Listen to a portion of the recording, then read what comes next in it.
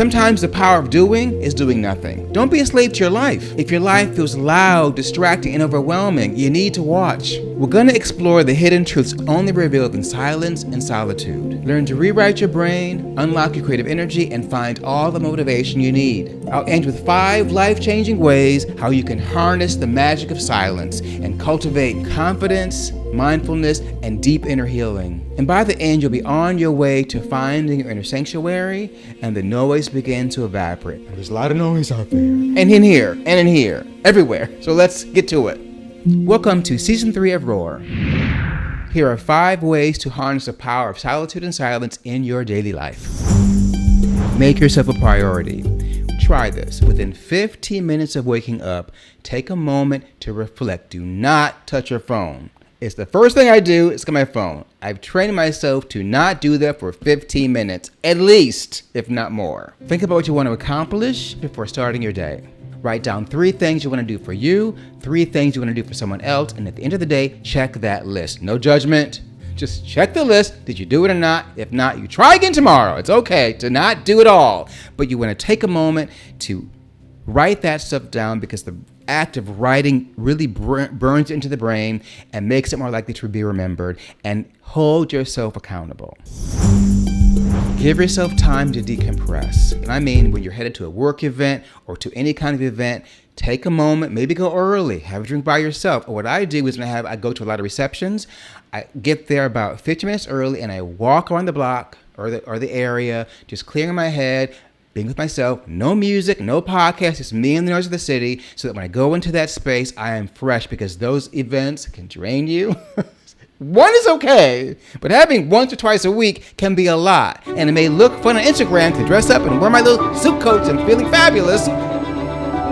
After about the 10th event in the year, I'm a little tired, and a little tired of being on. I'm an introvert who's learned to be an extrovert.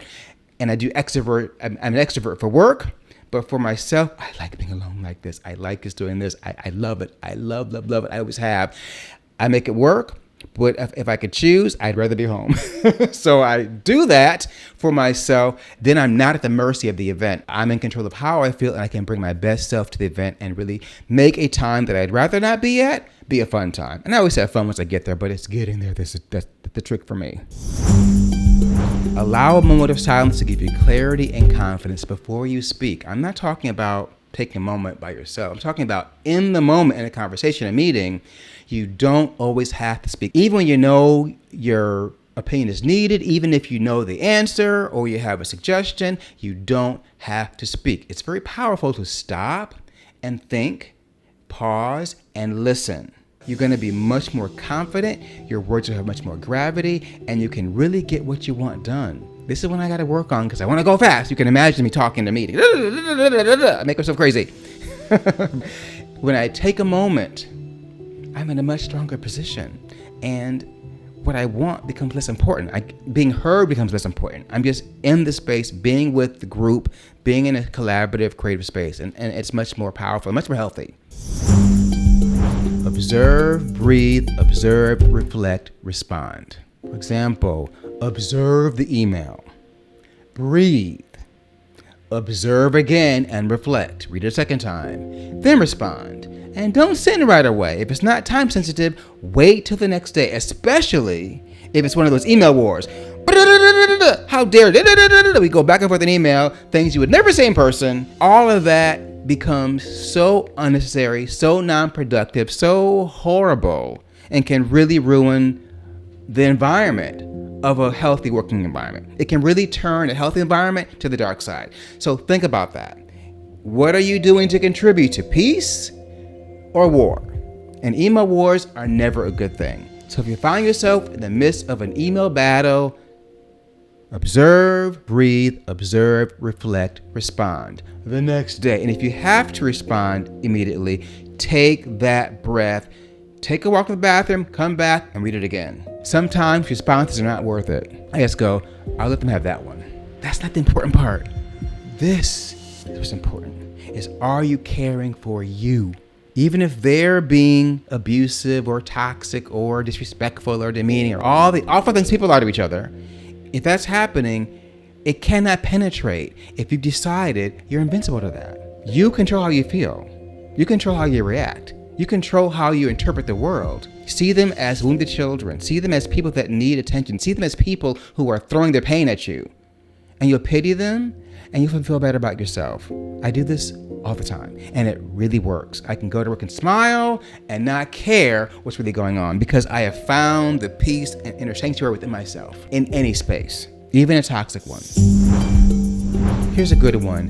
Validate the importance of people's role in your life. If you've got a mentor, a family member, a best friend that you're used to bouncing your ideas off of, stop and wait. Is this person necessary? Do I need to bounce this idea around? Sometimes I do. I love to collaborate, so I get it when you want to do that, but sometimes you find yourself doing it out of habit. It's not actually helping, it's just kind of what you do to kind of give yourself confidence. You don't need that. Everything you need is in you already.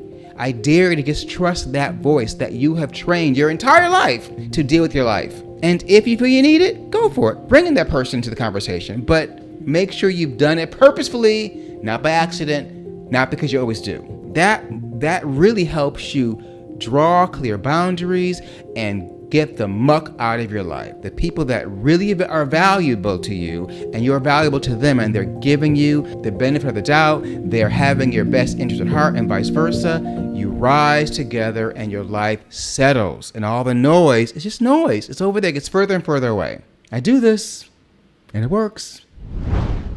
Life is a party, a busy one. It's also a crap show, a messy one. But even a party that goes on forever can be exhausting and can feel like a prison. If you're being pulled in every direction, being the host of your life, the demands, the needs, the noise, the people draining you. On the other hand, if you become anxious or scared when you're alone with your thoughts, and you find yourself depending on the noise of your life to keep you occupied, that's equally dangerous. Spending time in silence is necessary, helpful, and healthy. And you can't do that if you become mentally, emotionally dependent upon your busy life. That's been me for a long time. I feel very, very addicted to my work. I love my work. I love keeping myself busy. But I find sometimes that I'm keeping busy to avoid being in the reality of my life, which sometimes can be a lot. If you can relate, you gotta find the time to face that fear and that anxiousness if you're the kind of person that feels anxious alone with your thoughts or scared with your thoughts, and be with them. There's gold there about you, your life, your dreams, your hopes, your expectations. The path to your future is in there in that uncomfortable silence. I call them lions, life challenges. Walk with them. Ready for the next step, which is to make your self-improvement your addiction in a healthy way. No willpower needed. You're not going to muscle through it because you'll be addicted to the beauty and power and love of self that is associated with personal growth. You will be able to turn the flow on and off, and you get that peace of mind when you're doing something, and you'll be on top of your game.